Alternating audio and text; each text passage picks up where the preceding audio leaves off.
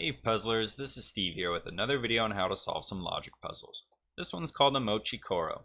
How it works is you're going to be blackening some cells such that rectangular islands of unshaded cells are formed. Islands are all going to be connected to one another diagonally, but never orthogonally. Islands will either contain digits or no digits, so you can have an island with no digits in it. But if there is a digit in the island must be the size of that digit. So if you have a number 8, there must be 8 cells in that rectangular island. And lastly, no 2 by 2 area of black cells may exist. That's it for the rules. What I'm going to go ahead and do is try to solve this example puzzle for you guys, sharing some common tips and tricks along the way, so that'll make it easier for you to solve this type of puzzle yourself in the future. Now I did pull this particular puzzle from a recently published book of mine on Amazon. I'll post a link in the description below. Would love it if you guys would check it out.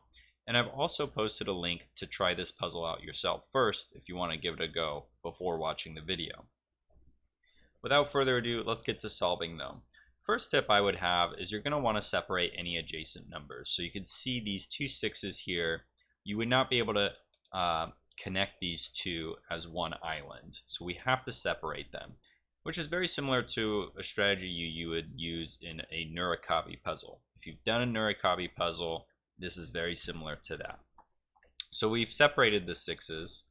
And then the other thing is the 1s. The 1s are easy. We know we can surround the 1s with black cells because we know the island is only going to be one cell big. Now, the other thing I'm seeing here are cornered numbers. So what we want to do with islands is we want to try to find the maximum width or height and then minimums as well. So if we look at this 8, if we were to think about what the maximum length would be, we would say, well, it would be an 8 by 1 island. But if you think about it, there's 1, 2, 3, 4, 5, 6, 7 available cells of 6 if you don't run into the 4. So that's not going to be long enough. So if we try the other way, 1, 2, 3, 4, 5, and then it would run into this 8 and the islands would collide. So what that tells me is that this 8 island has to be at least 2 wide. And it can't be, so it's going to be 4 by 2 because it can't be 3 because 8 is not divisible by 3, right? These are going to be rectangulars islands. So it's going to be a 2 by 4. Now it's either going to be a 2 by 4 like that or a 2 by 4 like this. Now we don't know the orientation quite yet, but what we do know is that it can't go up here, right? That would be a weird looking rectangle. And same thing over here. So we could kind of extend this border. And that is helpful because we could do the same thing with this 4 here. We know that it can't go 4 wide to the right, so it's got to be at least 2 upwards. And we ask ourselves, can it go, can it be a 4 by 1 like that? And technically it could. I don't see why it couldn't, so that's not going to be helpful. So we'll have to come back to that. But what we do know, actually, this cell here cannot be an island because, again, all the islands have to be rectangular in shape. So the rectangles can't bend like that. So we extend the border. Where else would we go? So this 6, I think both of these 6 we can work on. So this 6 can't be a 1 by 6. It's going to have to be at least 2 wide. Right, because if we count the rectangles 1, 2, 3, 4, 5, 6, it runs into the 9 here. So it can't be 6 by 1. It's going to have to be at least 2 by 3.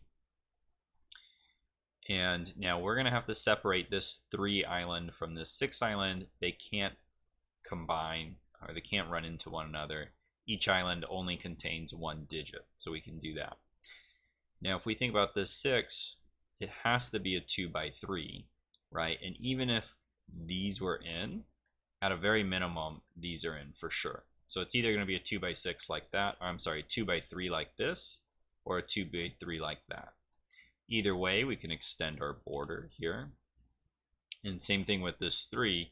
If this is in, this is going to be in no matter what. It's either going to be a 1x3 island like that or a 1x3 island like that. But either way, this one's in. Now, if we think about this 6, well, it can't be a 1x6 rectangle, right? 1, 2, 3, 4, 5. It's not enough room. And same thing going up and down. There's not enough room. So it's going to have to be another 2x3 island like this 6. So it can either be 2x3 like that. That would be fine. Or it could be a 2x3 like this. And that would be fine as well. But what we do know is at least it goes up 1. And same thing, we know that these 2 are in, because if it's these two are in, and if it's the, no matter what, these 2 are in. So that is helpful. And now actually this 4 cannot collide with this 6. So this 4 region can't come over like that, because you would see they'd merge. So we have to separate those. And now that we've created this border, we can extend it up. And where to now?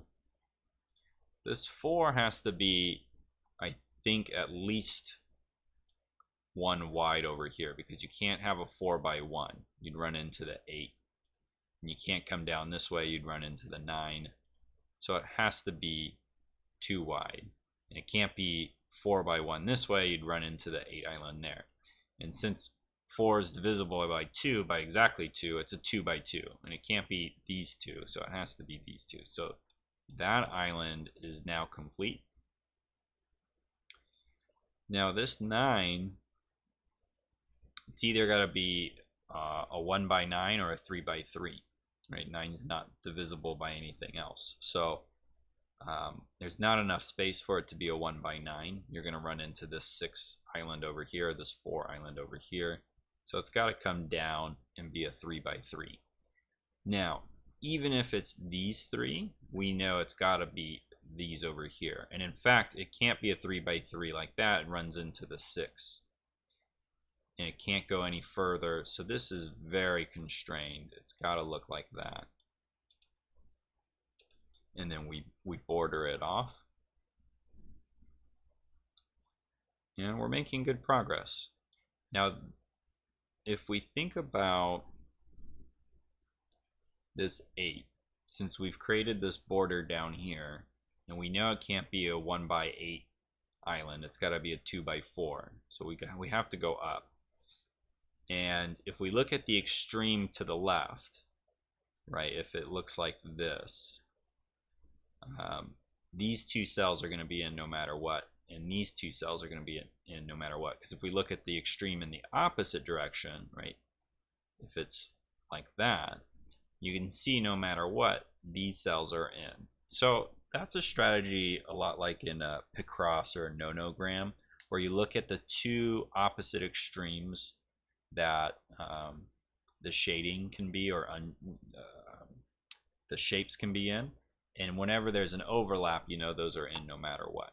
Now we can extend our border here. We make that black. And now this 8 is forced, right? We know it had to be a 2x4 area. Well, it can't go over here anymore. We've already got this border. So it's got to be a 2x4 like that, and we can border it off. And now that solves this 4. We need it to be a 2x2 area. And you can start to kind of see how the islands are connecting, right? This 1 island connects to the 8 connects to the 9 connects to the 1 and the 4, and so forth. Now this 3 we can solve, because it can't be like that, because we would basically isolate this island, right? You can see that there. So we know this is the border, and that's the island like that, so that this 3 can connect with the 9. Basically, all the islands have to connect with one another. You cannot isolate any of them. Now this solves our 6. I see the 6 is bordered off over there, so we can do that. Now this 6, we can't make this a black cell here, otherwise we'd isolate this 6 island. So this has to be an island. And there's no digit there, and that's okay. You don't need to have a digit in every island. This was kind of a hidden island, but we know that must be an island because, again, otherwise we'd isolate the 6 island, and we can't have that. Plus, the 4 island would be isolated. Just notice that. So you'd have 2 islands isolated from the rest of the group. That's not cool. So we have to fill that in as an island, as a connecting island. Now,